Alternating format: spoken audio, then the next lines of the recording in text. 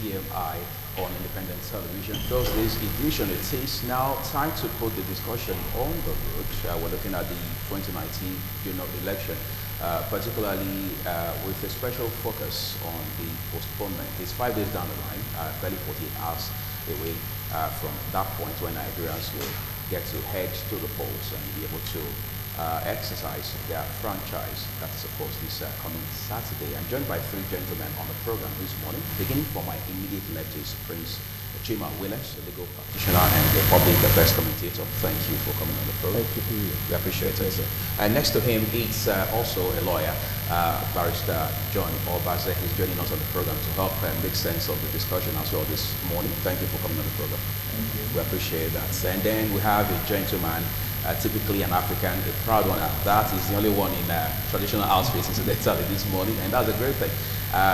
We are joined too by the Edo State chairman of the National Youth Council of Nigeria, Comrade Osahon Obasuyi. Thank you for coming on the program. Good morning. We are grateful for your time. Let's put it on the road, gentlemen. I'll begin with you, Barrister Chima.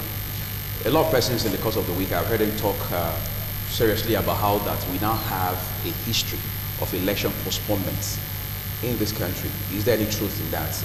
If it is, if there is at all, what does it say about our electoral process? Well, I think people will not just be saying things, if there's no foundation. And those that have alluded that we are almost creating, a standard of election postponement, takes it back to 2011. There was a postponement. 2015, there was a postponement, and 2019, there is a postponement. Okay, so once something has happened once, twice, thrice, it is almost getting to becoming a pattern, and it calls for concern. Okay, because these are elections that the preparations for them did not start just overnight. And when we've gotten all the assurances that everything is normal, all the preparations, we are ready, we want to conduct credible, free, fair, and acceptable election. In fact, we are ready to discharge our responsibilities today. And then, all of a sudden, issues come up. Of course, some of the issues that, are highlighted, some are man-made issues. Right. Some, relate to, supernatural circumstances. Like the acts of God. Yes. Okay, so which you can do nothing about. Okay, so but you see, whatever the postponement is, okay, the most important thing is that at the end of the day that the election is conducted within the stipulated period in the law. Okay. And that INEC discharges their responsibility in such a way that Nigerians, will be proud of their actions. Okay, so now, if we look at some of the circumstances that had led to, postponements, I will talk about the 2015, where it was as a result of insecurity. Right. Nobody will want to go to cast a vote where you are not sure that you will finish casting your vote and come back home. Okay, so if the security situation at the prevailing time had escalated in such a way that it was not reasonable for both those that are going to conduct the elections and those that are going to be involved, citizens, to participate in that. I mean, if there's a shift, that's acceptable. Now, in 2019, amidst all the other issues, one of the issues that the INEC raised was that because of the weather situation, they could not move their men and material, to every other part. And if you look at, after that Saturday, if you look at the weather condition, it was hazy. For those that fly, that it is dangerous. Nobody wants to take that risk when the weather situation cannot allow visibility to a certain extent. Even the pilots will not want to take that risk. Okay, so that becomes an act of God, for instance. But for every other reasons that are given, yes, I think the whole thing is that, for me, whether you want to postpone, whether you want to make a pattern, make that pattern for good. Let it be something that at the end of the day, Nigerians will not regret the time, the energy, the efforts, the resources wasted as a result of the postponement or the shift. Let me push you on that narrative a bit further. In the case of 2015 that you cited a while ago, it was a 6-week sort of postponement, as it were. Elections were shifted by 6 weeks, well over a month. Yes. In this case, it was just wee hours of the same day on which we're supposed to have these elections. A lot of persons have said it is one thing for you to have elections postponed. It is also of importance the amount of notice, the time lag in between when you push elections. Does that make any difference, really? Yeah, if you look at the 2015 election postponements and the 2019 election postponements, there are variations. Okay. In the 2015 election postponements, INEC, foresaw ahead, the security challenges and tabled the issues before, the governing council of Nigeria at the time. Okay, so it wasn't a unilateral decision of INEC to postpone. Right. Okay, so everybody looked at the situation, and INEC was authorized to postpone. So the 6 weeks. Okay, but in this instance, INEC was very sure that they were going to conduct the elections because even a day before the postponement, INEC had said that they are ready, willing, and adequately mobilized to conduct the elections. Okay, so the decision in 2019 was purely that of INEC, right? Because they didn't consult before taking that decision, like was done in 2015. Was that a fault of theirs, or was it just merely circumstantial? It means that, they met abruptly what they could not control. Okay. And in their own assessment, that was the best thing to do to postpone. Given the circumstances. Given the circumstances. Okay? So, and if they had gone ahead to do consultations, then it would even have equally, meant that they were already aware that they were not going to conduct the elections. So if the announcement of postponement was done 2 a.m. or after 2 a.m., which was already on the election day, okay, then it means that at that point in time, there wouldn't have been any consultation with anybody. And that may explain why INEC had to, hurriedly call for the political actors for explanation on what had happened. But the underlying factor for me, the INEC had been saddled with the responsibility of conducting elections. They are to set some of the rules. They have that power to set some of the rules to guide them to make a credible, free, fair, acceptable election, so long as they play within the ambit of the law. Good. We're going to talk about the law a lot on the program this morning, but let me move it quickly to Barrister Albaze. Every time elections are postponed, it becomes more of politics than the reality we should be dealing with. In 2015, for example, opposition has said it was the party in power at the time, which of course was the PDP, that was trying to take advantage of that circumstance. And now the tables have turned, obviously. Of course, the narrative has also changed, and we know where it's directed. But is this about politics, or is it more about the circumstances that we're dealing with and the best actions that should be taken at that point in time based on the overall interest of Nigerians? Well, first, it is difficult to avoid bringing politics into it. Okay. The reasons are obvious. INEC has the responsibility of conducting elections in this country. And we did election in 2015.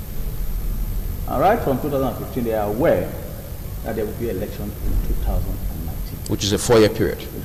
It is a 4-year period. And so they had adequate time to prepare for this election.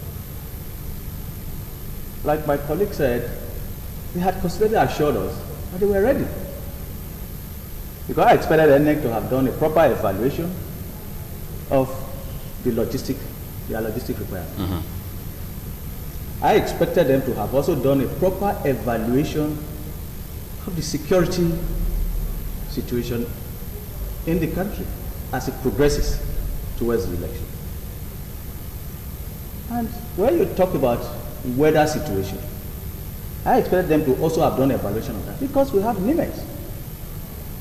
We studied the weather situation over a period of time. And so they should have an idea of the likely weather situation within this period. And so make adequate preparation as to how to deal with the situation as it arises. And so when you put all these together, and you come to tell us few hours to the election that the election can hold, because of logistic problem, and we have not been told the details of the logistical challenges we had. And you are telling us, the weather situation was so bad, the aircraft couldn't move. Because I expected that 2-3 days to that time, you should have been studying the weather situation.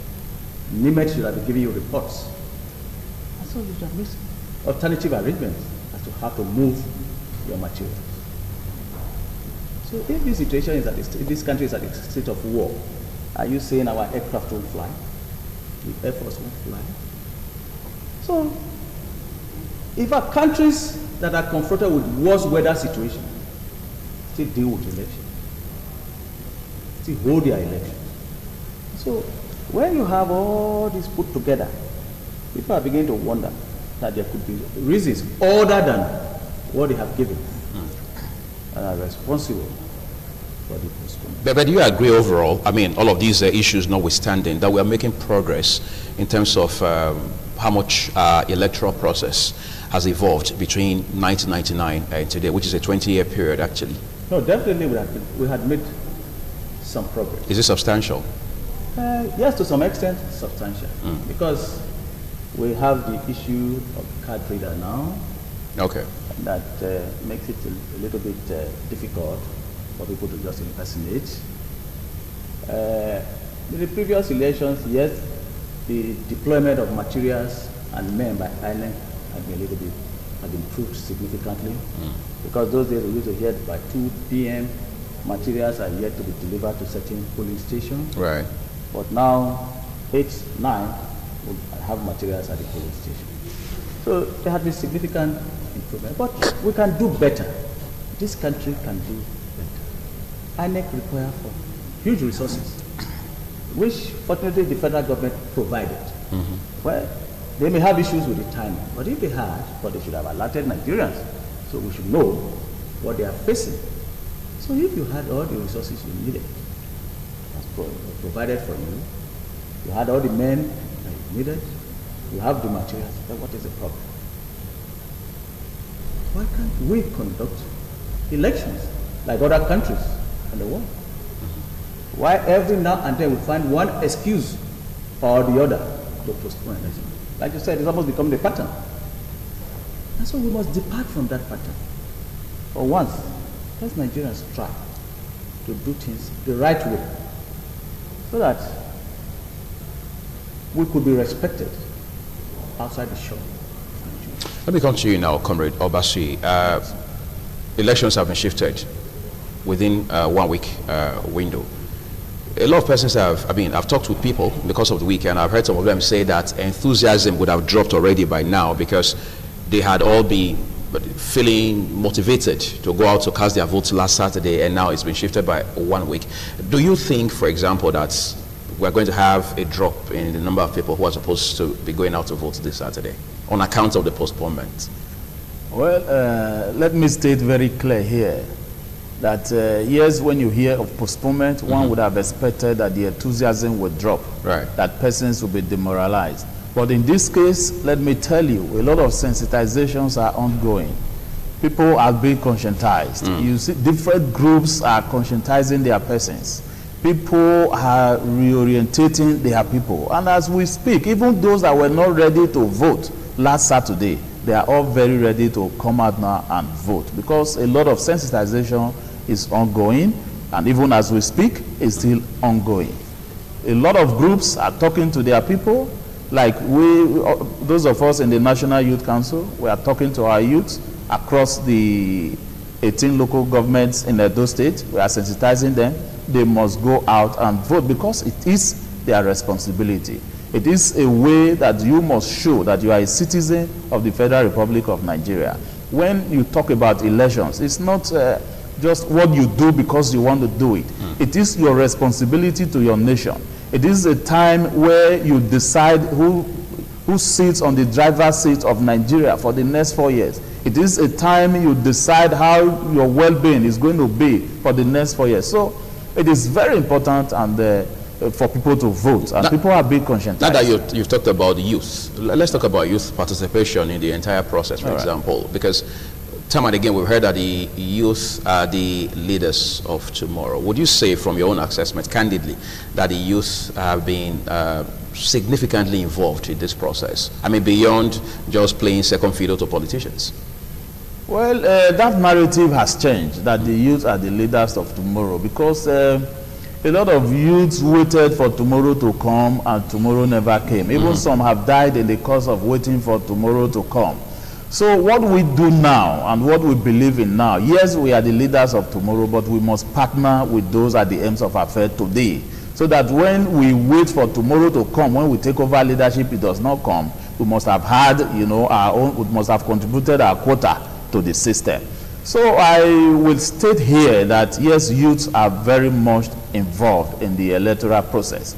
As we speak now, a lot of youths are flying the flags of various political parties, even to run for the office of the president. Of including those who are also collapsing those structures to join the bigger parties. Some are collapsing, but some are steadfast. They are very ready to contest the election, even as we speak. And by Saturday, they will be receiving votes from the electorates. Very many, different offices. I'm sure you've heard people say that we recycle political leaders in this country. So you have the old guard still calling the shots across board, you know, in this country. In light of that narrative, to what extent are the youth becoming active in partisan politics beyond just nominal membership of political parties? Yes, youths are very active as we speak. But, you know, we cannot get 100% in one day. Obviously. You know, it's a gradual process. It's a gradual process. Youths are very active. I must be very frank with you. As we speak, you have a lot of youths holding so many positions of authority. And so they are very, very active, even though it's still minimal, but so it's a gradual process. We have some more work to do. Let me come to Barrister Chima. The policy has been heated up a great deal in the last couple of weeks, essentially since this electionary began, from all sides of the divide, whether it's the PDP, whether it's the APC.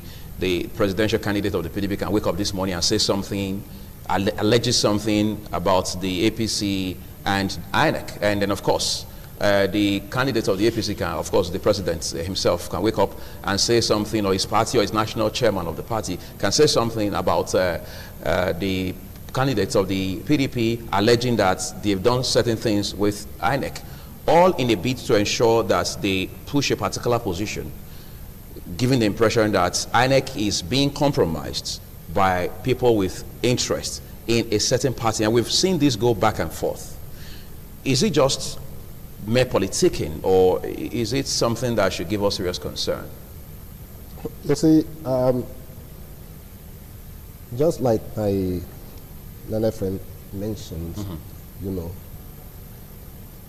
our political processes are improving on a daily basis. And this is part of that improvement, you think? It's part of that improvement. Okay. Because in yesteryears, it would be the opposition alone accusing the ruling party of manipulating INEC. Okay? But in 2019, in fact, the ruling party, in respect with INEC activities, looks like the opposition party. Okay? So, because they are now In fact, the national chairman of the ruling party said it clearly that he wants INEC chair to be sacked. Okay, so at what time do you want that to happen? But some person said he was obviously playing to the gallery. Whether you are playing to the gallery or not, we will take you by what you say, because nobody reads the mind of the other. Okay? So now, for the fact that the ruling party is accusing the leading opposition party of manipulating INEC, and the leading opposition party is accusing the ruling party of manipulating INEC, for me, I would think INEC will be neutral. Okay? Because INEC knows now that whatever it does that it cannot justify, the hammer will fall on them, whichever way it goes. So they will only rescue themselves and save the entire polity by doing what they can explain to Nigerians, and Nigerian people will be on their side, irrespective of what, you know, the two leading parties are saying. And who says that the two leading parties must be the one to produce the president of this country? Who says so? At this election? At this election, who says so? So what are you saying to people who believe strongly? What are you saying to people who believe strongly it's a two-horse race? Yes. By what we are seeing, that is what it is. Okay. Okay? But you know, in an election, certain things can just happen. Unprecedented, unplanned for, unthought of. Because at the end of the day, it is the will of the people that matters. If the people say, look, we want Mr. President to continue, and then they massively vote for Mr. President, so will it be. If the people say that, look, Mr. President, you have done your bit, we want another person to be tested, it is still their own way. So, because this election has not happened, anything is possible. Okay? Therefore, the position of INEC will be only to galvanize the will of Nigerian people and declare it as such. Because anything short of that, they are in for big trouble. Do you think INEC has been forthcoming as far as information is concerned? Because some persons have said when INEC is confronted with challenges, it takes them too long to come out to the public, to enlighten the public about what kind of challenges they are dealing with at every point in time. Of course, telling the public the implications of having those challenges in the first instance. Isn't that, doesn't that call for concern? Well, of course, it calls for serious concern, because you see, the beauty of, you know, democracy is that you test different hands. Okay. Okay? We have seen an INEC that was so boisterous that everything, you know, is tabled. And now we are seeing an INEC that, you know, wants to be a little bit conservative, you know, keeping some information to themselves and dishing it out when they think it is necessary for them to do that, which many of us think that that is not the way it should be. But for me, I always like giving the benefit of the doubt. But when you now begin to create a pattern, for instance, there was no reason for INEC to announce to Nigerians, you know, on the day of election, that election had been postponed. There was no reason for that.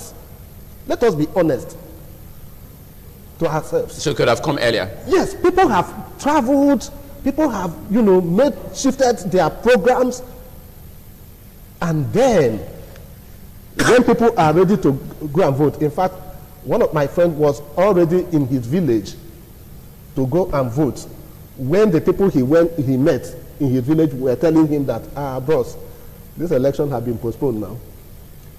Okay? So, that is not the right way. No matter what the situation is. Like my NF friend said, you have all the other agencies. So this brings about that if our democratic practices have to get to the level that we desire, there must be an interagency collaboration in the processes and preparations. Because INEC may have taken it that it is their responsibility, so why should I consult NIMET? you know, to give me weather forecast. I'm the one planning. But at the end of the day, we have seen where it has gotten us to. Okay? Why should I relate with the security agencies, you know, to give me an update of the security situation beforehand, so that you can plan alongside and based on the information, the professional information that you have gotten. No one knows it all. So, moving forward is that there must be that interagency collaboration, and Nigerians must be made to know on time. If you know early enough, you know that, like the issue of voter apathy that we are talking about, if it happens, it will be attributed to this postponement, to the shift. But if it had been given maybe like a week ahead, people could have rearranged themselves, and then interest wouldn't have run down. Yes, I agreed with my brother, youth leader, that a lot of conscientization and mobilization is still going on. Yes. But whether we like it or not, I know 1 or 2 or 3, 4 persons that had traveled, spent their money, you know, spent their time to go to their places where they register to vote. Including the president, because he was already in Daura. No, let's leave Mr. President out of it. Because he's a Nigerian before he's the president. Yes, because Mr. President can always fly. He has little costs. Okay, he can always fly to Daura at any time. Yes. But these are people that are struggling to make ends meet. But because they see this as a responsibility that they must discharge, they spent their money to travel. Okay? Who is going to pay them back? Nobody. Because in the first place, they did not collect from anybody to go, because they want to vote their conscience. Okay? So, some of those persons will take it that, look, well, God knows I've done the best that I can. So, if I don't go again on Saturday or Friday to vote on Saturday, well, I won't be blamed. So, definitely, such may drop. But equally, like he pointed out, some persons that were not ready to vote last Saturday may have seen reasons why they should vote coming Saturday.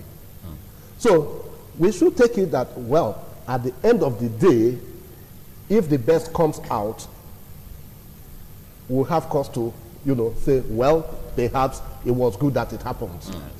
Let's talk about interagency collaboration, because he already made an allusion to that.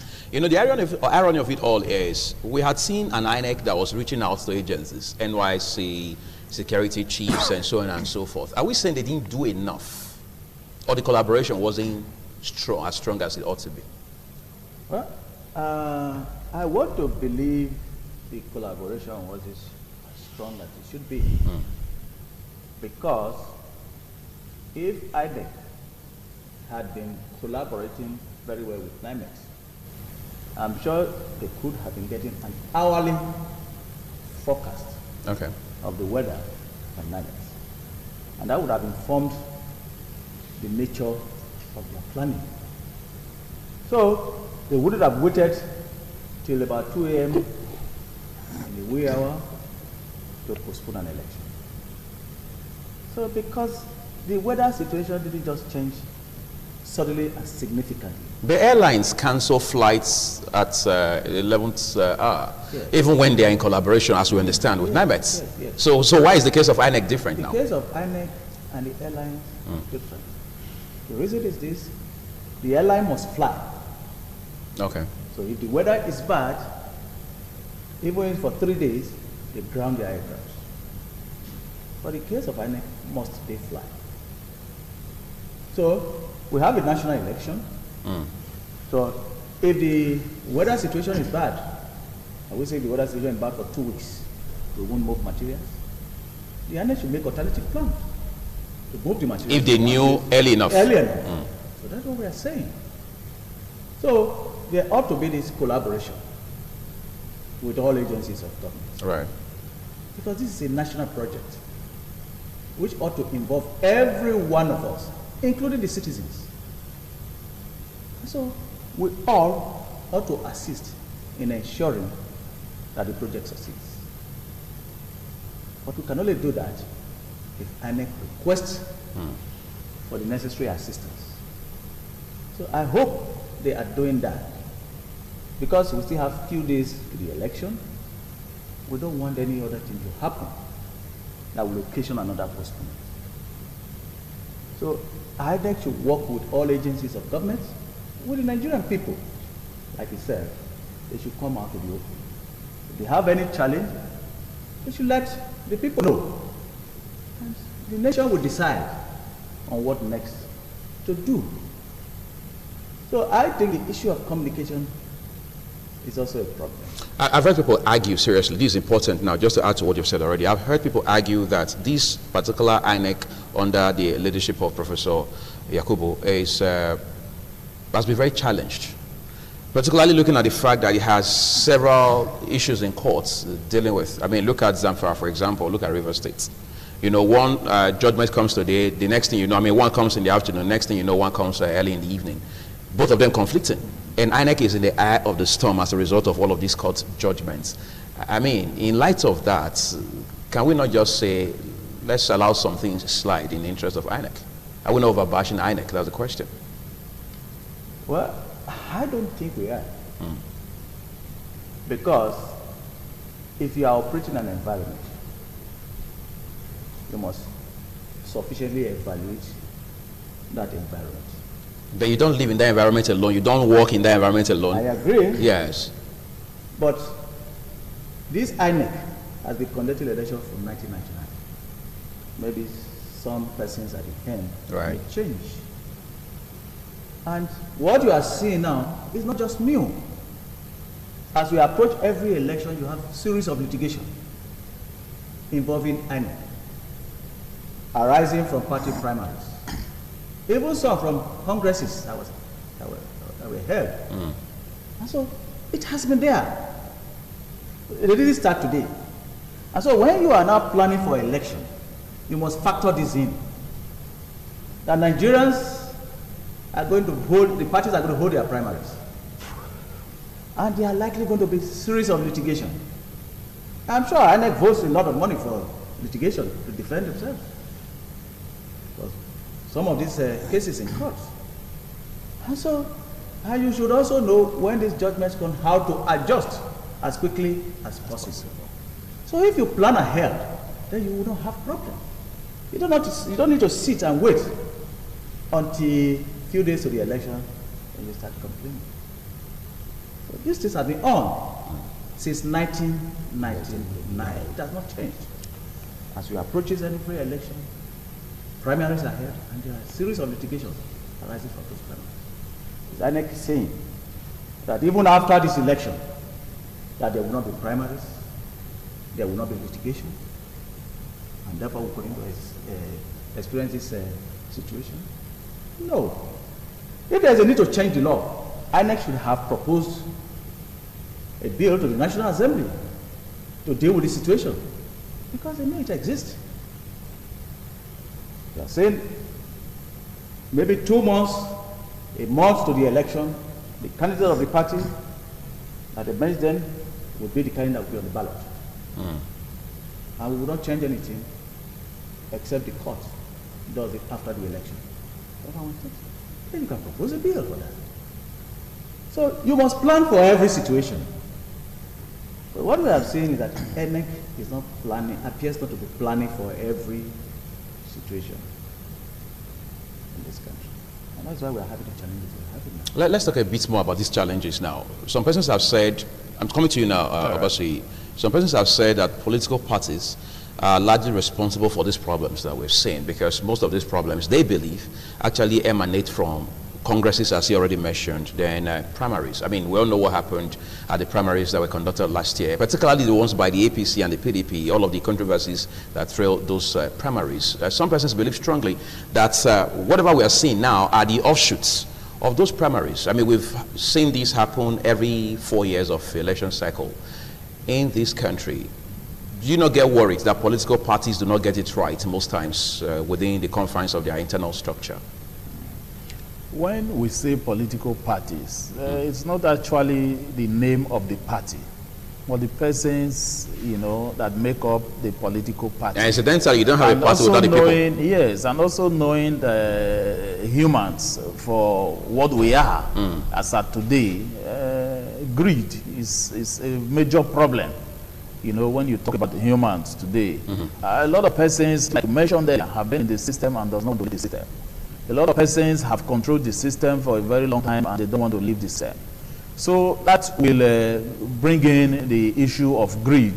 And if these persons, a whole lot of persons form, you know, a particular political party and is afraid of leaving the process for somebody else, you know, to drive, then it becomes a problem. Therefore, we know how it is, you know, today. Yes, the political parties are majorly the cause of this whole thing. If you look at the issue of a river state, where they had parallel congresses, and then the court had to come up to nullify, you know, the congresses, and that's the issue we have, you know, in River State right now. So it's a political party issue. So I quite agree with you that political parties are largely responsible. But again, it is the humans that make the political party. If we agree to make sacrifice, yes, because this is the time where we should be ready, you know, to sacrifice. That takes me back to what my brother said earlier. Some paid money, you know, to travel to their villages, you know, to their polling unit to ensure that they vote, and the election was postponed. Yes, agreed. But this is the time we should sacrifice for this nation. This is the time we should be ready, you know, to make Nigeria the country that we want it to be.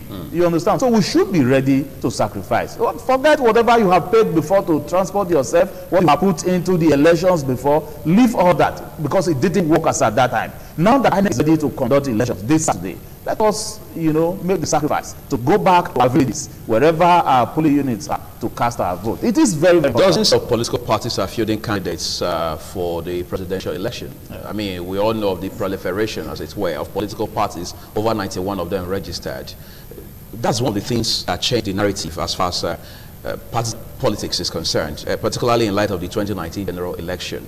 Is that a good thing, really? I mean, looking at the volume, as it were, for want of better words, of political parties and the number of those vying for the office of president. Well, it is the responsibility of INEC to register political parties, which they have so done. To which number they have registered, about 91, like you mentioned. Right. It is their responsibility, and they have done that. And then it is the responsibility of these political parties to also feed candidates. That's true. You know, for various positions, even to the highest position in the land. So if they feed candidates for positions, I do not think that is a problem. I do not think there is any issue there. It is the candidates they are feeding. What do they carry? What are their antecedents? What would they be able to do for this country? You know, the electorate will have to look at all of this, and then they'll take their decisions on what to do, whom to vote. Because elections, like I mentioned earlier, it's not just something we do because we want to do it. It is very important, and it's a very critical time of a nation to decide who governs the nation. What are you telling your youth about violence? Because we've been hearing election no be fights. Just simply vote and then that's it. But it will appear most times when we hear that, I mean, we've heard that since 1999, it appears the message hardly gets home with youth in particular. You will agree with me, sir, that elections that we've had before, starting from 1999, have been so characterized with violence.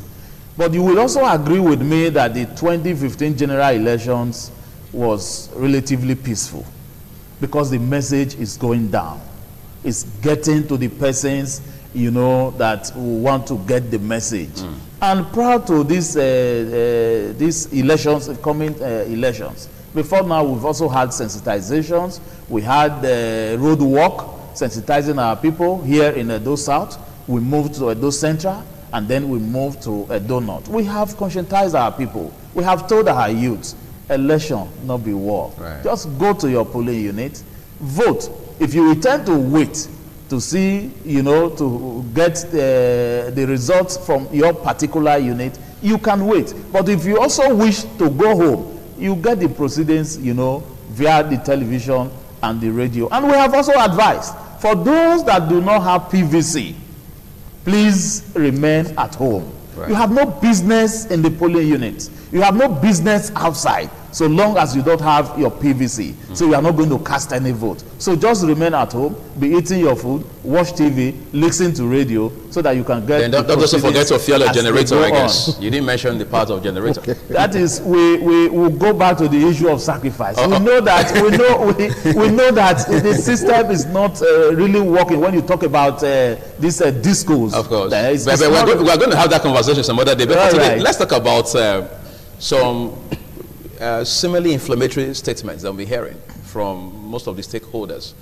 Some of them, we are told, are just merely being shot out of context, because we always have that. A politician makes a statement and then it goes viral. People begin to get the wrong impression about what they've said.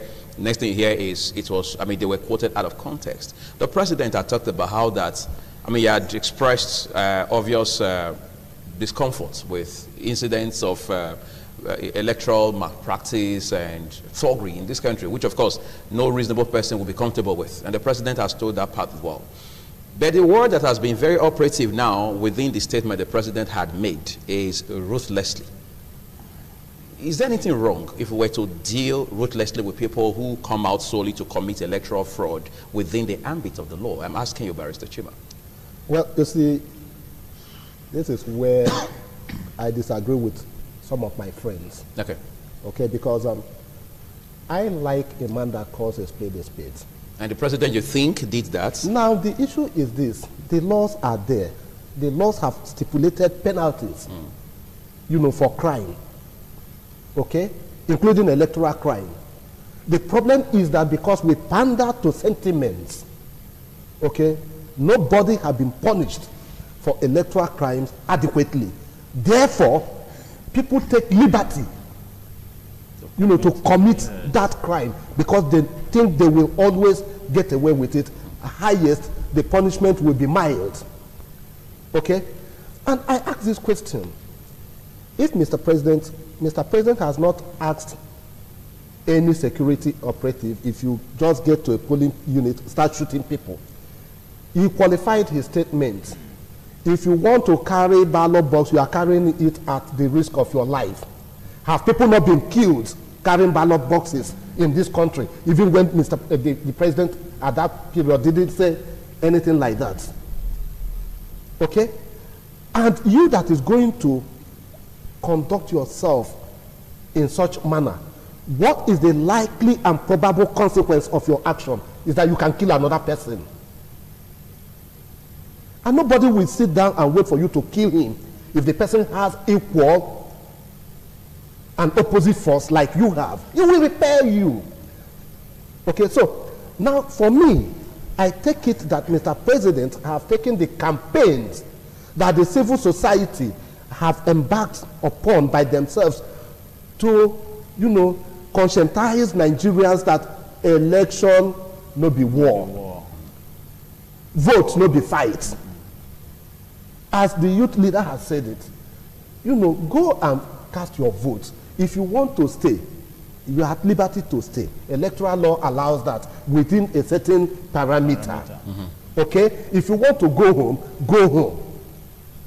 Don't cause problems. If you do not have PVC, don't bother coming. Don't bother coming. So Mr. President has just bought into that campaign and taken it to a certain level. Don't carry for me. Don't carry for anybody. What made 2015 general elections to be a little bit more peaceful than the previous ones was because Mr. President then said that my ambition is not worth the life of anybody, the blood of any Nigerian citizen. So, which means he had stabilized it. Don't do for me, don't do for anybody. If I will not ask you to do for me, you shouldn't do it for anybody. And if Mr. President have said, carry ballot box at the risk of your own life, did he say PDP carry ballot box or AA carry ballot box? It is a blanket statement, so it means don't carry for me, don't carry for anybody, because whoever is coming to, cause mayhem will not wear any tag for identification to say that, I belong to this, so don't touch me.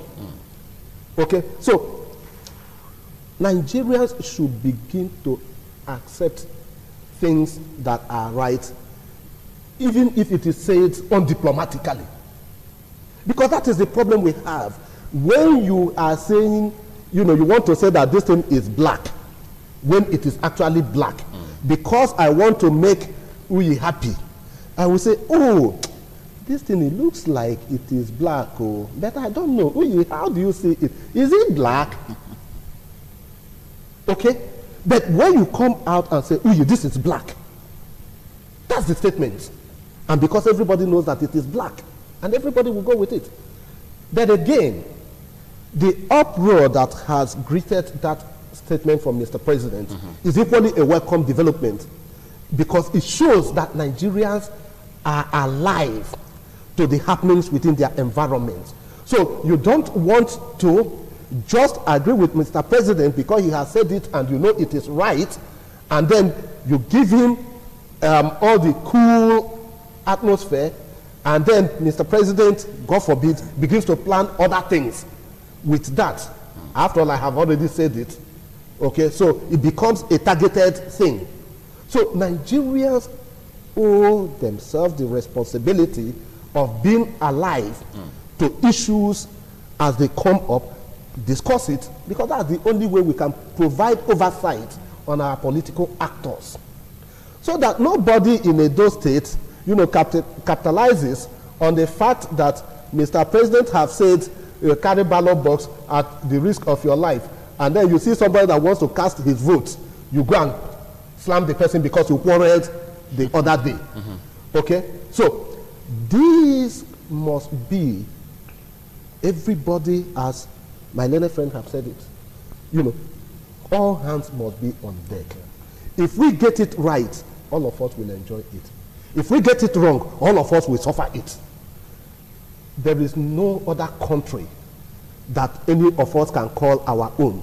Any other place you go to, you are either a second citizen or you are an asylum seeker, or you just go there to relax, visit. So the only country that you can call your own is Nigeria. Therefore, we must all do everything within our power to ensure that this country becomes the great nation of our dream. It is not a one-man's business. It is a collective business. Let me allow Barrister Abaze lend his voice to that narrative. Thank you very much. First, nobody in his right senses will support, condone the smashing of ballot boxes. Sure. It distorts our electoral process and distorts the outcome of the electoral process. However, you see, we are in a democracy under the rule of law. Every organ of government, including the president, must operate within the ambit of the law. The president is not above the law. Did you overstep the legal boundaries when he made that statement? I'm coming. Of course he did. Because, you see, those who occupy public office must be very careful about the kind of statements they make. Because the impact of those statements are so far-reaching, and the consequences could be devastating. Now, we have laws that deal with those who snatch ballot boxes. And the president didn't need to come out to say you would deal ruthlessly with them, instructing security agents to deal ruthlessly with anybody. The law is there. If you snatch ballot box, there are terms of imprisonment prescribed. If in the process you hurt somebody, cause grievous harm, or even kill somebody, there's a prescribed punishment. This is a death sentence in any case, if the man is found guilty. And beyond that, we all know, it is all in our statute books. Every police officer knows that if he's at the spot where a crime is being committed and there is an imminent threat to the life of another, and there is no other possible ways to prevent the commission of that crime, yes, he has justification for using firearm. That is the only situation. It's not the first option that is available to a law officer, to a police officer. So, for the president to come out openly and abridge those provisions and say, shoot anybody, even whether the man is a threat. But he didn't use the word shoot. No. They said, wait, I'm coming. He didn't use the word shoot. But the implication is there. You are doing it at the risk of your life. But that has become the problem. That has always been. In a bid to explain the implication, we continue to push it out of context. Isn't that the problem, really? You said you are doing it at the risk of your own life. Has it not always been done at the risk of somebody's life? No, let friend. Let's look at. I am a lawyer. Yeah, I am also. And I was a judicial officer. And so to that extent, I have sat over some of these cases that involve even threat. You see, you can't say that it's in every case of snatching of ballot paper that involves threat to life. You can't. My friend here cannot say that it's every case of the snatching of ballot that involves threat to another person's life. Always. And you know the danger in it is this. You create an opportunity for an overzealous security agents to take certain actions which they would justify on the directive of the president. But did he direct? If we had a case like that, are we going to base it on the so-called directive of the president or on the same rule of law that you mentioned a while ago? The man will tell you that I was ordered to shoot anybody. But does that exonerate the man? It doesn't. It doesn't. But he has created a situation that is irreversible. So, like my friend said, we had a gradual reduction in these issues of ballot. And since 2015, we have had series of elections. And you will agree with me that there had also been reduction of incidents of ballot snatching over that period. Yeah. Suddenly, after the postponement of the Saturday election, the president suddenly woke up and realized, oh, ballot box snatching is going to be an issue in the next election. So, I have directed all security agencies to deal ruthlessly with anybody snatching, and anybody snatching ballot box are doing it at their own risk. Then you begin to ask yourself, what is going on? But he was also addressing several other issues. It was in the middle of all that. He talked about the issue of dealing with ballot box snatching. That is the question you asked that we should deal with. Because if there had been a gradual reduction, as we have witnessed since 2015 till date, one would have expected that it would have reduced further in this election. The president has not told us any reason why he suspects. I think we're going to take a break at this point, Barrister Abaza, so that we can come back to this conversation and wrap it up. But don't forget, the whole idea is we want to be sure we are home at dry as far as Saturday is concerned, because bottom line, that is the whole idea behind all of this conversation we're having about the 2019 general election. We'll take a quick break at this point. We'll back shortly to wrap up this conversation. Do stay with us. TMI, every opinion counts. On the program now, let me give Barrister Abaza the chance to finish up quickly. 1 minute. Yes. Like I was saying, why do you give one man, the law enforcement officer, the power of life and death in such situation? Why do we have the judiciary? We have the judiciary because in situations where you identify a crime has been committed, they have the opportunity to interrogate the facts and the circumstances and take an informed decision as to what to do in accordance with the law. So long and short of the story is we must stick with the rule of law. Exactly. Nobody's above that. Nobody's above that law. The law. You should not just wake up and give one person the power of life and death over other citizens. Okay, let's wrap it up now, gentlemen. Let me come to you now, Comrade Obasui. INEC chairman has said that, he has repeatedly said we are good to go. And he has said categorically only an act of God can change the decision to hold elections this Saturday. What does that say to you? Well, I think we should have confidence in INEC. Okay. even though what transpired, at the date that was earlier fixed, a lot of reasons came up why the elections could not go on. But as we speak today, materials have been distributed. We hear that from those state office, from today, they will start distributing even as far as those sensitive materials to the various LGAs. Right. So I think INEC is ready, and we have confidence in them. We believe that they will do what they are supposed to do this time around, even though the postponements of the previous one have come and gone. Okay. So we believe in INEC, and we know that they will be able to do justice to this election this Saturday. Barrister Chima, it's a good thing to repose confidence in INEC, isn't it? Yeah, it is a good thing to repose confidence and then give benefit of the doubt. But at the same time, INEC must be cautioned, Okay. to understand that all eyes are on them and there will be no escape route. The only thing that they will do to justify the confidence and the benefit of the doubt given to them by Nigerians is to be neutral. Do what the law mandates them to do without fear or favor.